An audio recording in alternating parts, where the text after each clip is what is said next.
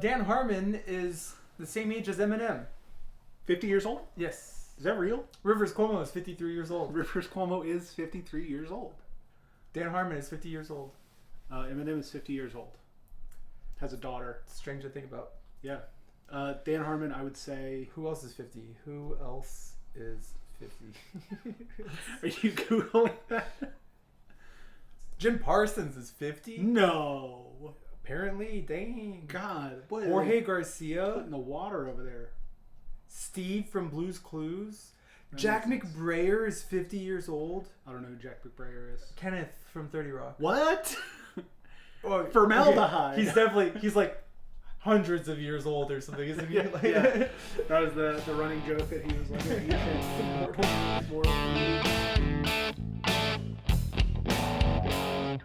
If you haven't seen Community, there's going to be a bunch of spoilers in this episode. Andrew and I thoroughly enjoy this show. We can't not talk about it. We just discussing the pilot, we will discuss the overall show, and we'll mention a lot of spoilers. Just FYI. Spoilers.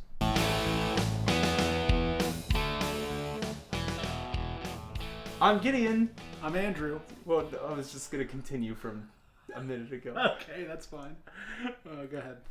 I'm Gideon. I'm Andrew. Oh my god. Okay. And this week's episode of the TV Pilot Podcast, we are talking about Community. Community. Not the concept, but the show. Someone really should do a podcast about the concept of togetherness and being a community, but that's not this. You're in the wrong place. You're in the wrong place. We really wanted to do this episode for our finale because... Our season finale. Our season finale. Oh. Theoretically, or possibly series finale. Who knows what we're doing after this. We really wanted to do this episode for our season finale because it is a show that Gideon and I both really enjoy. And so it's an immensely quotable show. The quotes from it, No. Yeah, I think so. I can't think of any. You can't think of any? I don't quote Community on a daily basis. I don't know. You aren't living. So we both very much enjoy Community. Yeah. So we, went back to it. I mean, Community, it went through, 2 studio changes? Yes. Was first picked up by Fox? No, NBC. NBC.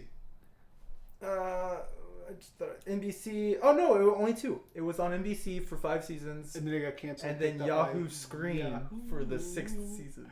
Oh my god! I remember watching the 6th season, hearing it was coming back for 6 seasons. 6 seasons in a movie.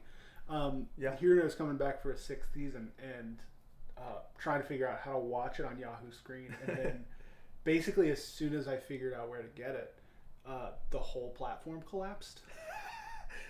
And it was just on like Netflix or something. Yeah, that was right as Netflix was like getting really big. Yeah, like it was gobbling up all those other shows. So lucky me.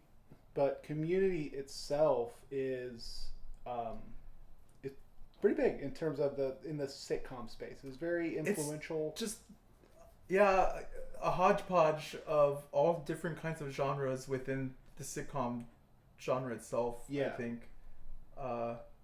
A feel of its own, really. Yeah.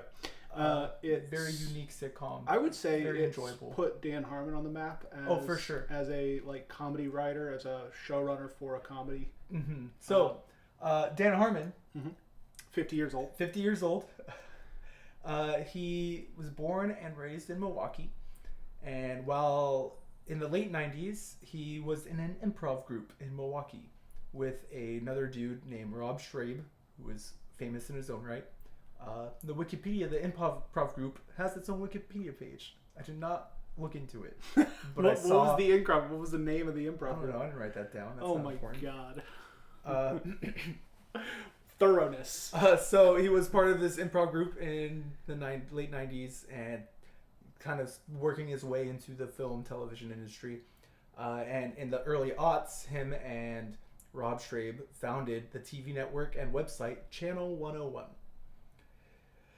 He would co-create a TV pilot, Heat Vision and Jack, starring Owen Wilson and Jack Black, Jack Black as, I think the name was Jack Adams, and Owen Wilson as his talking motorcycle.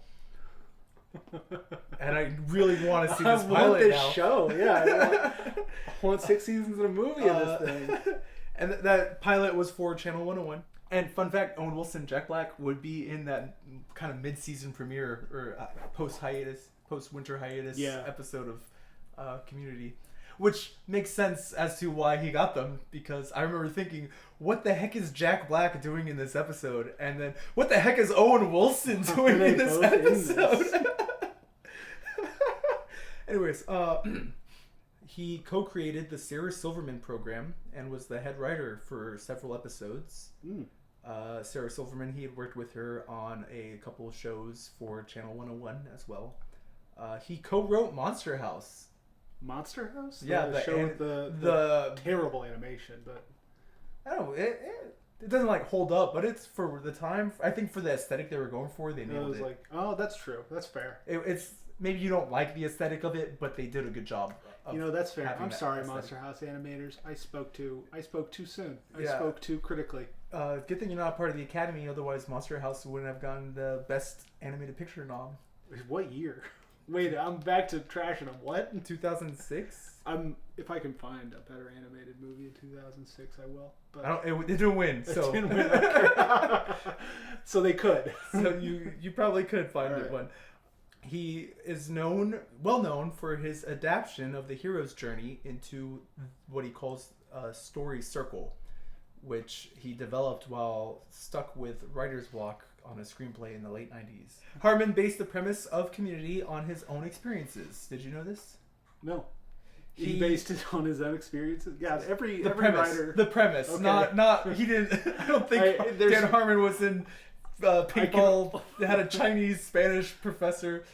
I can only be so credulous about these things. It's like, oh yeah, Seinfeld based the show off of his life. Sure. Normal shit happens. You tell me Dan Harmon based Community off of shit that happened to him at some community Floor is college. lava, Like, yeah. So he enrolled in Glendale Community College in the greater LA area to take Spanish with his then girlfriend. This was to help their relationship. And while doing that, he became a part of a study group that he ended up becoming really close friends with, despite having very little in common with them. He's kind of quoted saying something like, I remember thinking, these people can't help me. They're not in the film industry. They don't do this. There's no benefit with these people. But he ended up growing close to them. He created the show with Jeff based on himself, an arrogant, emotionally distant person who realizes the value of understanding others. Aww. Yeah. Wow. And that's where the similarities end, I assume. Because the only other filmmaker in the actual show is Abed. Oh, he actually, writing the show made him start to question if he had Asperger's or not. And so he went to a doctor and was tested and found out that he is on the autism spectrum. And he's like, yeah, it was weird. Kind of towards the end of the series, I realized I related more to Abed than I did Jeff.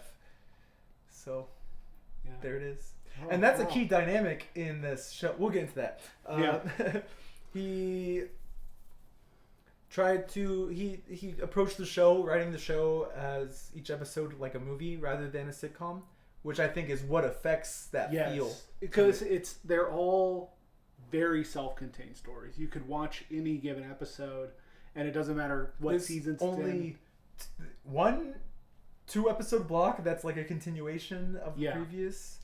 And there's season 3, the season when Chang takes it. Spoilers for all of Community. The best season in my opinion, I think. And it's the one that's written. I mean, it's got continuity. It's got like a 5 block episode that's just hit after hit after hit. Yeah. You got the Law and Order episode, then the Pillow documentary episode, and then I forget what else, but it's just a good string of episodes. And even then, the Chang storyline where Chang takes over the school is sort of pushed to the background until it comes to the very end. Yeah, that's just kind of a running gag in the episodes, and then it just suddenly, bam, this is happening. Chang has taken over. Spoilers, yes, Chang has taken over the school. Well, no spoilers. Okay. Godfrey, edit that out. We started this podcast with the intent of only talking about the pilot episodes. We very quickly set that aside because we realized there's no point in talking about. Oh, I could talk. I think we could have an episode about every episode of Community. Definitely, yeah. There's probably plenty of people who've done that. So there's probably actors from Community. I'm going to look up right now. No, there's a Community watch along pod. No. Yeah. So he didn't really have to change his approach to working on this TV show because he treated it like as if he was writing for film. Dan Harmon would rewrite every episode except for during the gas leak year. Where he was not involved with the production? Yes, or I thought you would enjoy that. Yeah. I'd say that. Yes, he was the showrunner for 3 seasons, and then they fired him, and then did the 4th season, and then they brought him back for seasons 5 and 6. I think generally season 4 is regarded as the least well-liked seasons among fans. It's still solid. I still enjoy it. And I think when Dan Harmon came back, there was a joke early in season 5 where that was someone said, "Oh yeah, that was the year of the gas leak. Everyone was acting weird." And it kind of would come back just a handful of times. They'd be like, "Oh, that was the gas leak year. Oh, yeah. But that was during the gas leak year." So that season 4 was called the gas leak season by fans, to sort of mark it as separate from the rest of the Community continuity or discontinuity. Dan Harmon had worked with Chevy Chase and Joel McHale and someone else before, and was very emphasized casting because he thought the casting was kind of the most important part to make the comedy work. And he actually Chevy Chase didn't want to do TV, but was impressed with how good the writing was, and agreed to be on the show, which would change, I guess. I don't know. I'm not getting into the drama with Chevy Chase and Dan Harmon.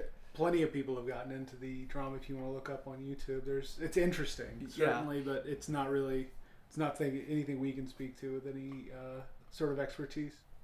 You want to start talking about the Dan Harmon episode? Would go on. God damn it. Dan Harmon, after Community ended, he didn't do too much. He wrote a TV.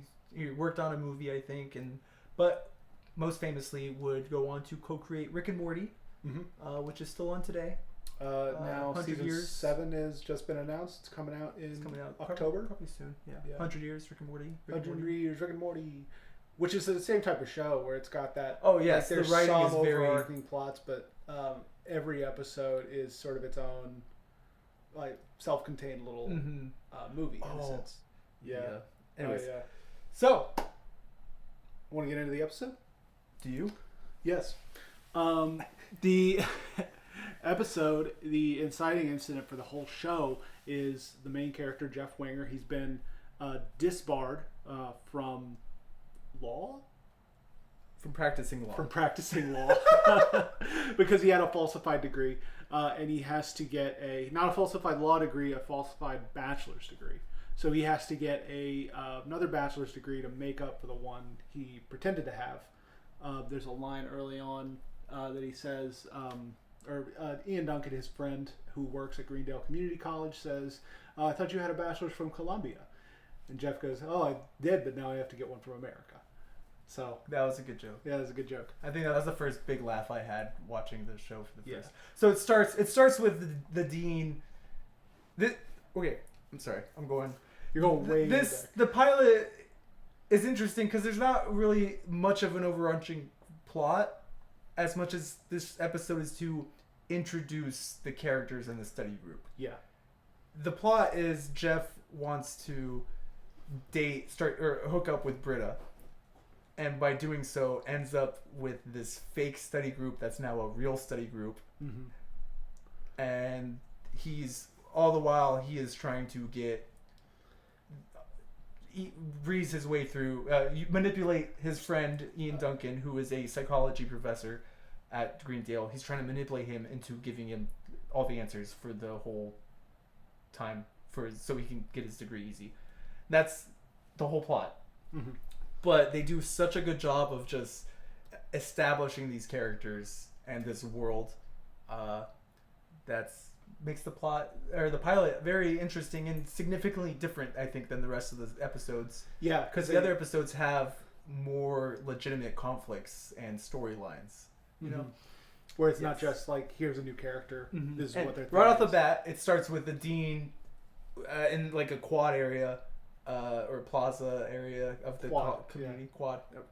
He on a speaker starts giving a speech because it's halfway through the first week, and he starts saying like, they say community college is loser college for old people, and it shows Chevy Chase, Pierce, or high school dropouts, and it shows Britta, and he's just kind of just a handful of them, and so right off the bat it's establishing these characters.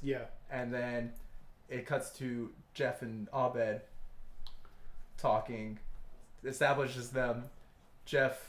And then Jeff talks.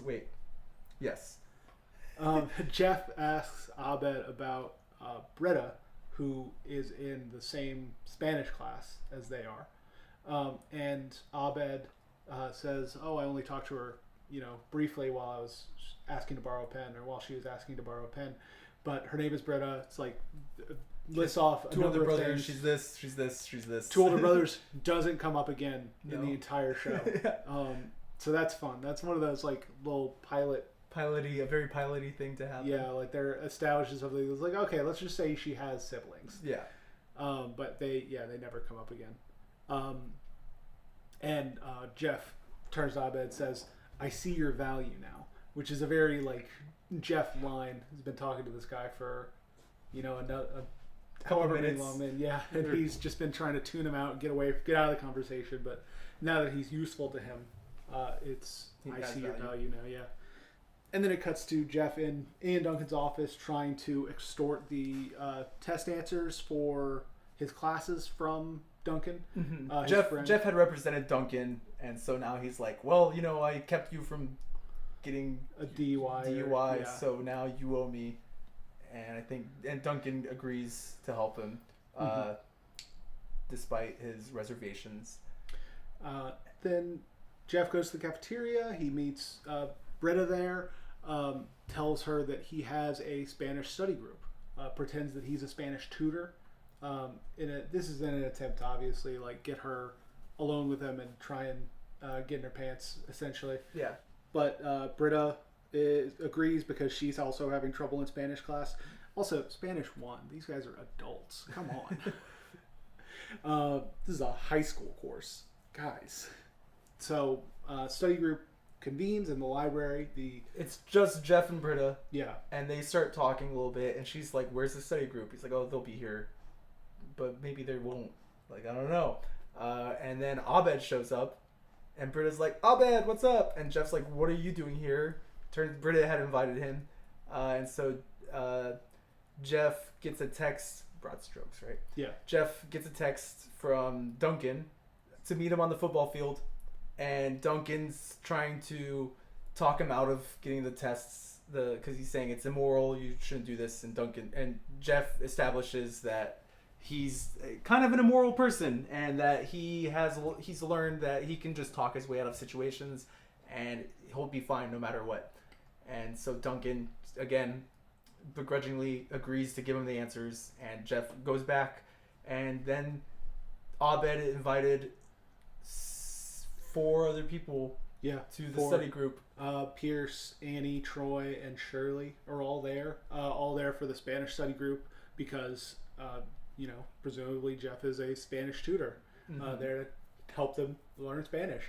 And Britta has gone at that point, or she's exited the room. In the bathroom. I think they say she's in the bathroom. And Jeff says, "Okay, well, I guess I'll take my coat and pen and book and also go to the bathroom and be right back."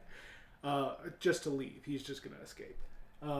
Runs into Britta on his way out, who she says busted, and he's scared that he's been busted, but she's like, "I'm a smoker."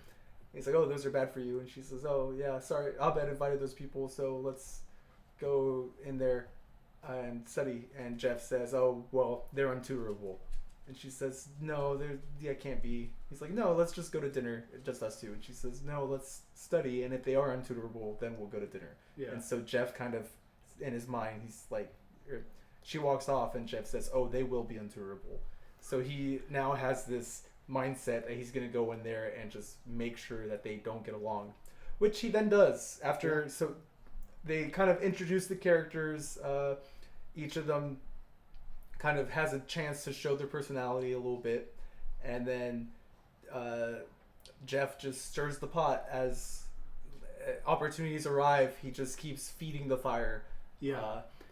They're stoking the friction between Pierce and Shirley, and Annie and Shirley, and Annie and Troy, just to sort of make everyone start yelling at each other. Mm-hmm.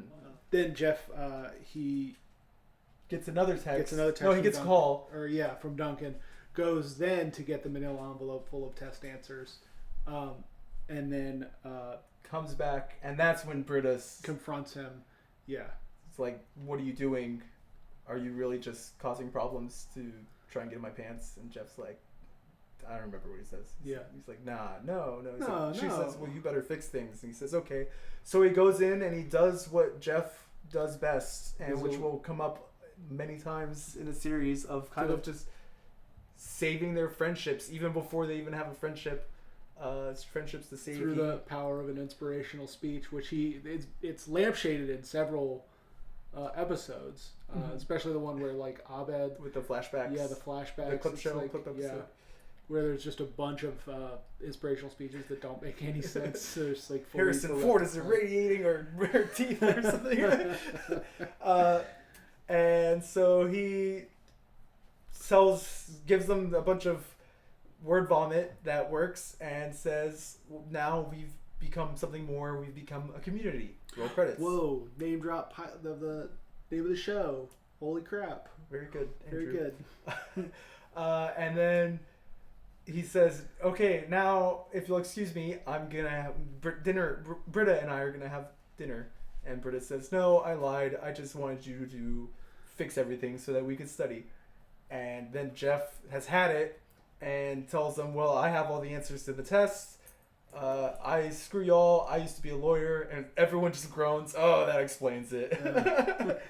And so he storms off with his test answers.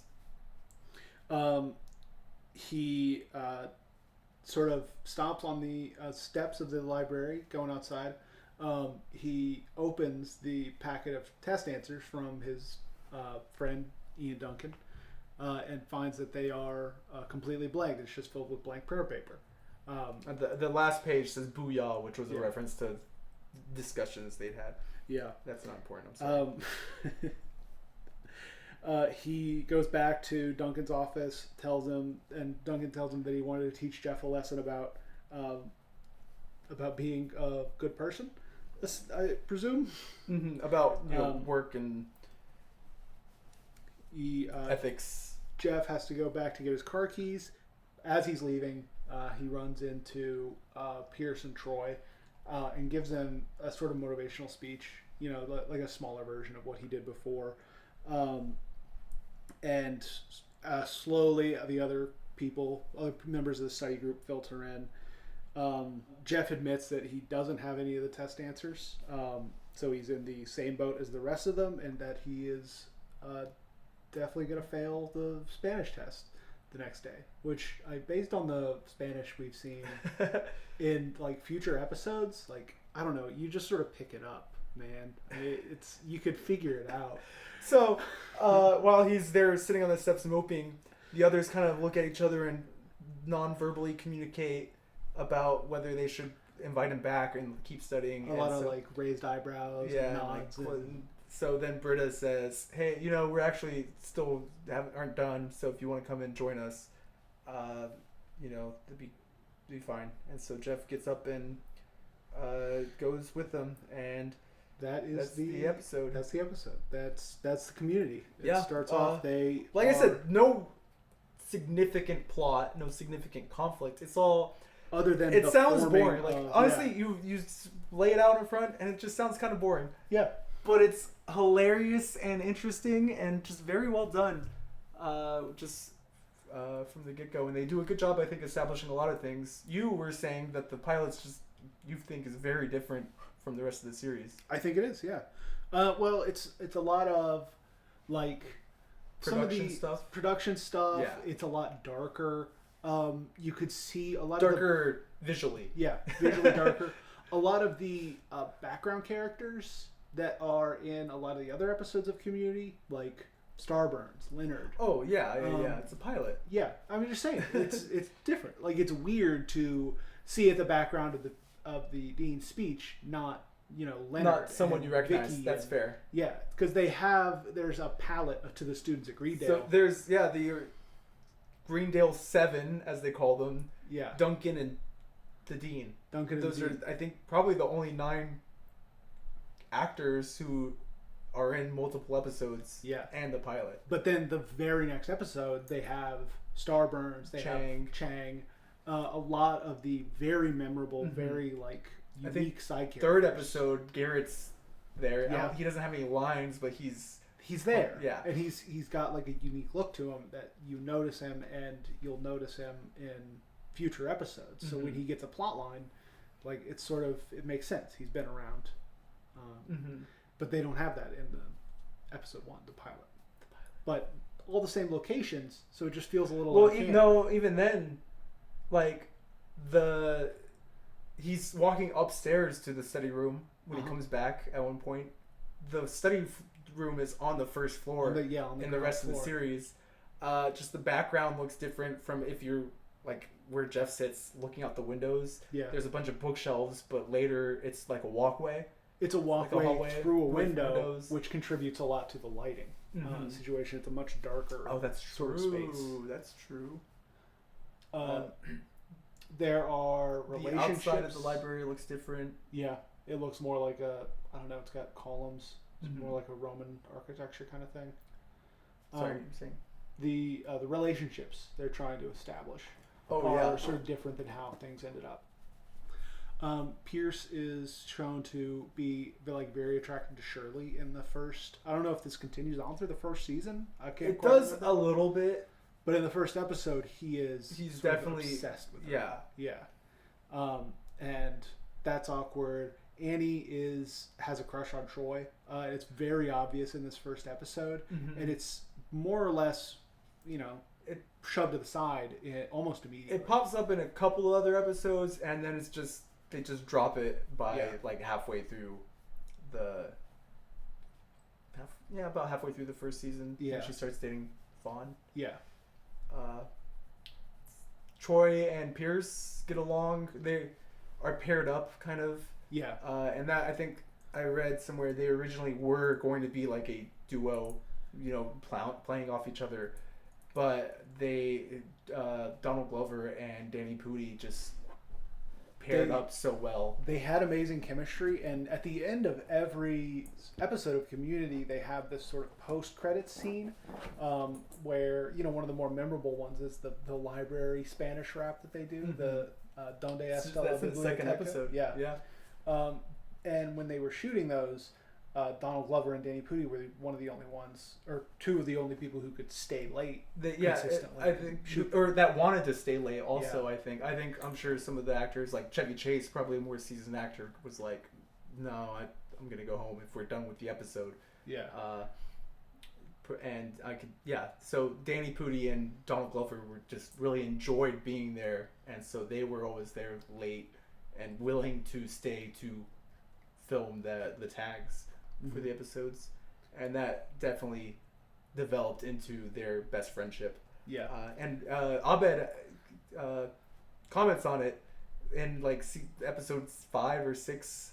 He says something like, originally Pierce and Troy were bonded on their childlike humor, but now Troy is whatever and Pierce is whatever, which is a very Dan Harmon thing to do, to just okay, well, we're going to comment on this. Yeah. The meta commentary through Abed is established right away. Which it comes off as not very grating. Like in any other show, it would be very they did. 30 Rock does a good job with the meta, but they don't do it as consistently as Community, or as they're more subtle about it when usually Yeah, it's usually through like Kenneth or Liz, who are very like genre savvy people. Like it's clear they watch a lot of television, they understand television. It will be part of a subtle joke where they're commenting on television. They're like, "Oh, that would never happen in a TV show," and then it happens to them. Yeah. So those kind of jokes, while Abed is there commenting on the character tropes and the plots that's happening and how his life is like a TV show, even though it isn't, but it is. What do you got there on your phone, Andrew? What do I got here? Yeah. Well, I said earlier that Community is a very quotable show. So knock this out of the park. Yeah, I'm gonna knock this out of the park. I've got Community quotes for you, and I'll give you the person, and you can tell me what they said through the entire every bit of dialogue. I will quote, not even quotable lines, just little moments from random episodes. That's what I'm saying. And my girlfriend will get mad at me. She'll be like, "What are you saying?" I'm like, "Oh, it's from Garrett says it." Garrett having 20 lines the whole series. Like, "Oh, Garrett says it in that one episode of Community." And she's like, "How would I know that?" I'm like, "You've seen it." She's like, "Once?" "Twice?" Yeah. So these are quotes. I just want you to tell me who said them. Okay. And I've hopefully made it a little bit difficult. Hopefully. I'm about to do terrible and embarrass myself. All right. Who said this? "You have just been proven racist by the racist prover." Chang. That's Chang, yeah.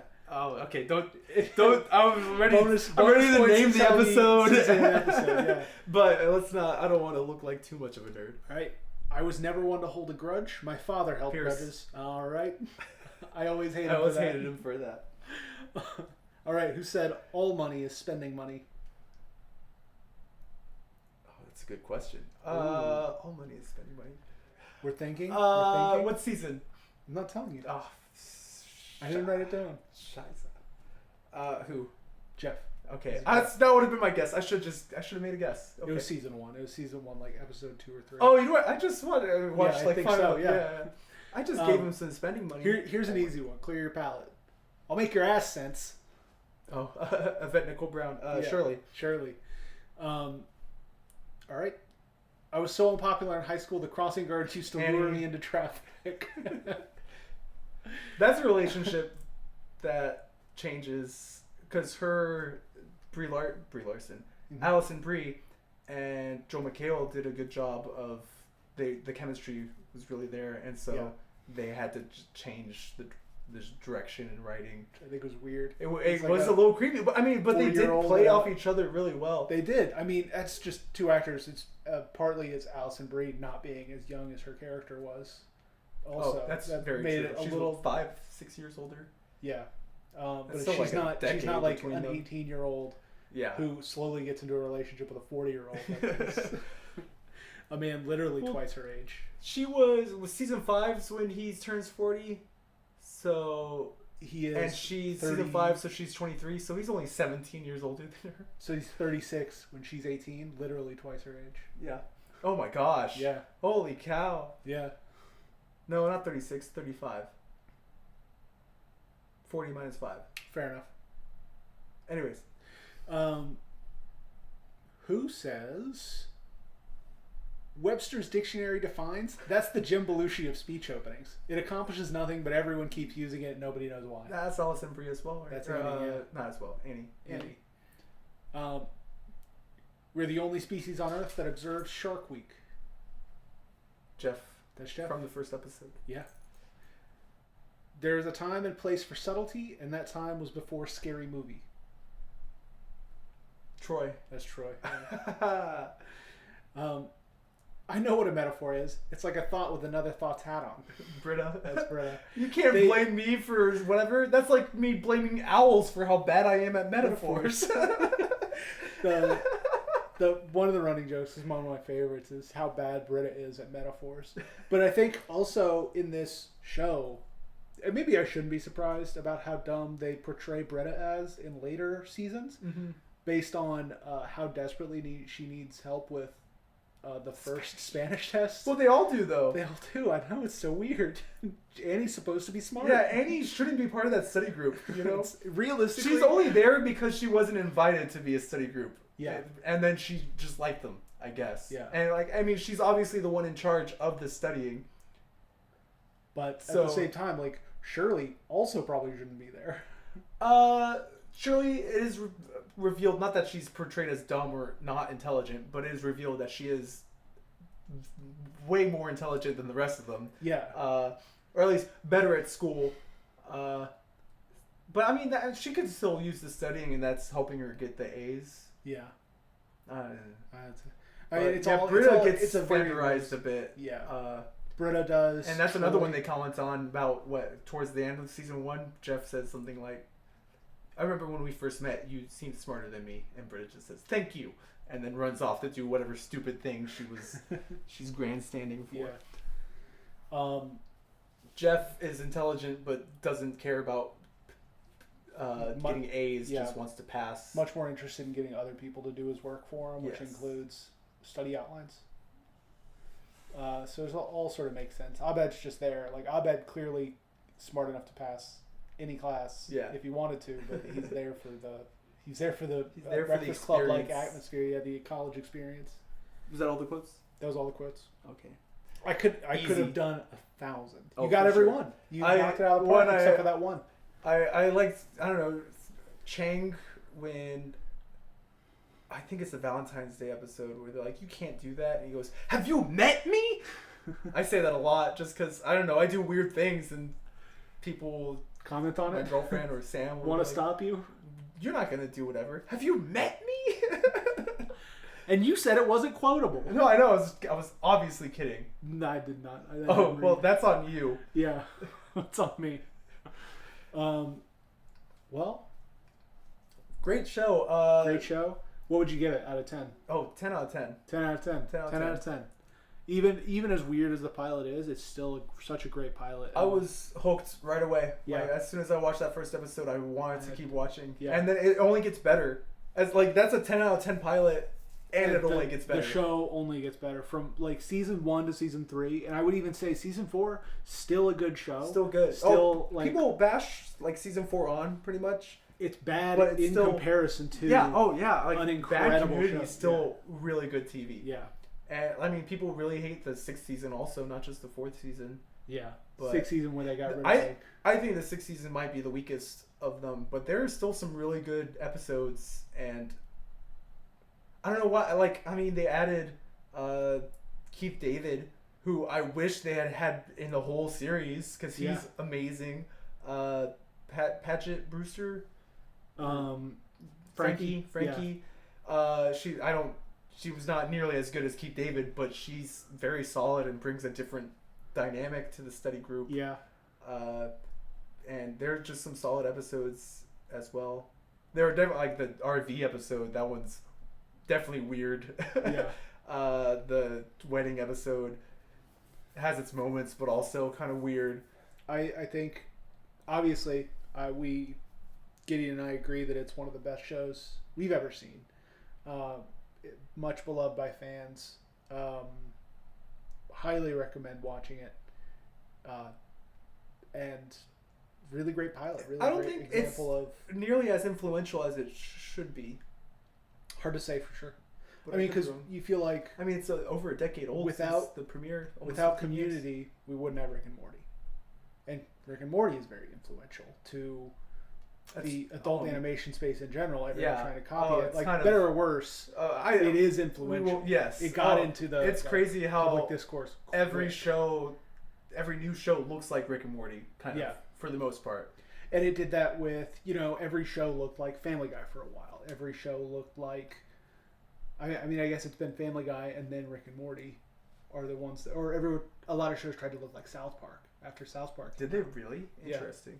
I mean, not so much that the same sort of paper mache kind of vibe, vibe, but like the same aesthetic, the feel, like poor quality animation to support a quick turnaround, so you could make more topical episodes. Yeah, interesting.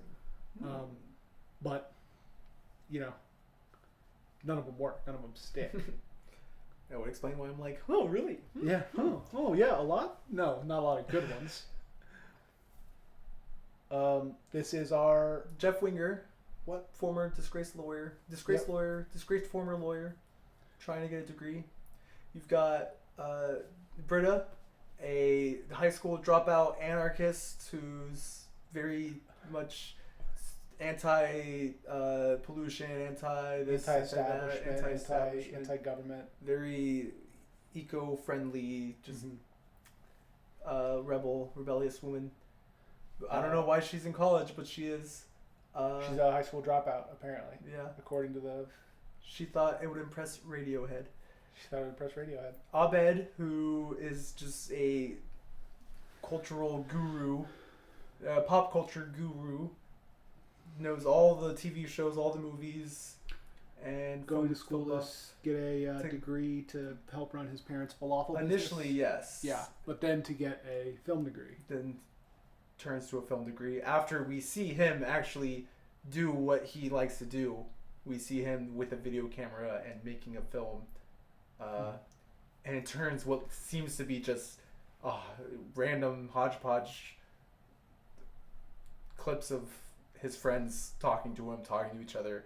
He turns it into something that actually touches his father, makes his dad cry, and understand him a little better. It's the same episode where Jeff said all money is spending money. Yeah, no, that clicked as soon as, because Britta's financing Abed. And she said, I just gave him some spending money. All money is spending money. Yes, I realized that as soon as I was like, as soon as it came up. Troy, who is a former high school prom king and quarterback, dislocated both shoulders doing a keg flip. Keg flip, not a keg stand. It's much harder.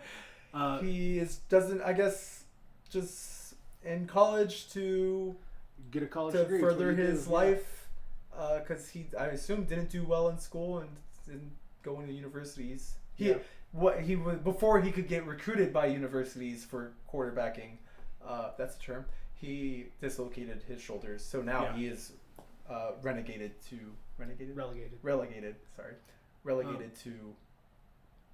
community college. Pierce, forever student who's inherited a lot of money from his father's company, just I think whiling away the days. Yep. Doing being a whale for the university. Yes. Just spending money and doing whatever he wants to.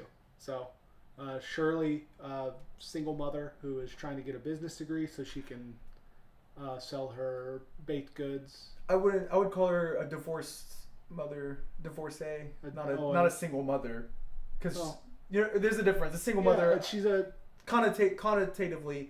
You say single mother, I think of a woman who doesn't have the husband or father in the picture. So she's recently divorced, taking care of her two kids, divorced, and trying to earn a living, or trying to find a way to earn her own living on the side. She wants a businesswoman. Yes. And Annie from the same high school as Troy, who sort of watched her college hopes and dreams go up in smoke after her pill addiction and subsequent trip to rehab, left her unable to qualify for other schools, sort of getting out of a downward spiral. Season finale. For us. I was ready to talk about the community season finale. Oh, no. Season finale for the podcast. It's the end of an era. End of the first era. End of the first era. Yes. Hopefully we figure out what we want to do with this next, and I'm already thinking of episodes or shows for next season and continue on. But I think we're going to be on hiatus for now. Who knows how long? Yeah. Few months, at least a couple months. Give us some time to get a little breathing room, figure out what we want to do, get a second microphone, improve. We recognize that we are not experts in a lot of the things that we have been talking about lately. We're just two guys who enjoy the show and like talking about it, enjoy television. So if you have listened to this, if you've listened to 10 episodes of this, or even just this episode, thank you for sticking around this long. Yeah. Hopefully we'll keep you posted on where we go from here. Yes, I don't know. I mean, if you're subscribed, I'm sure a few months from now it'll just pop up and be like, oh. It'll hopefully be 11. a pleasant surprise. You'll hopefully not be a reminder that you need to unsubscribe from us. It's one of those, like, oh, am I still subscribed to these guys? I thought well, let me just get rid of that. At least give the next episode listen to the first 5 minutes, see if if you like still. We swear it'll be better. Andrew swears it'll be better. I swear it'll be better. At the very least, the audio will be better. Possibly. Thank you, Godfrey. Yes, thank you, Godfrey. Our truly undefeatable editor-producer for all of his hard work. And I can't imagine. I mean, I've never edited a podcast before, but I can't imagine. He probably has to listen to us talk for. I mean, we're at 71 minutes now. He has to listen to 71 minutes of content, cut it down, remove things, cut it down, re-listen to it, then listen to an hour of content. Must be cut it down. It must be a truly grueling process, but honestly one that anyone can do. not terribly difficult. We love you though, Godfrey. We love you though, Godfrey. Yes. Probably really sick of our voices. No. Eager for a break. All right. Well, thank you for listening. Thank you so much, guys. 10 episodes down. 1,000 more to go. 100 years. 100 years. Gideon Andrew. 100 years.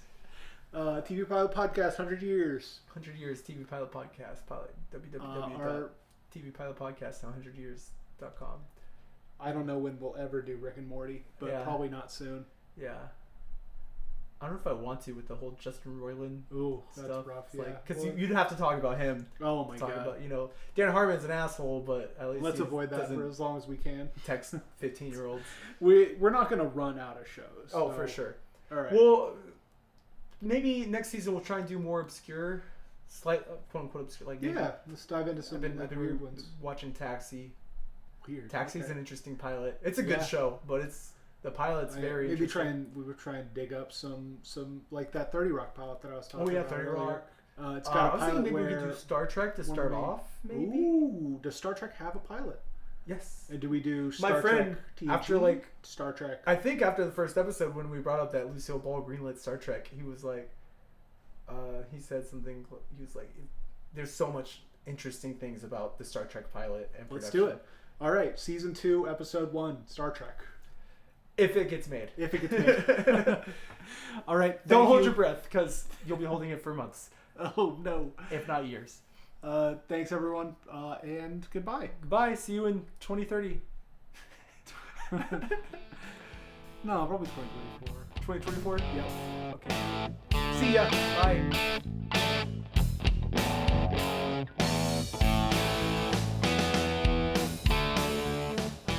The reason we bring up Dan Harmon. Okay. Welcome, everyone. Welcome back to the TV Pilot Podcast. I'm Andrew. I'm Gideon. I don't like that. Yeah, no one liked that. Fucking nobody liked that. Like, oh my god.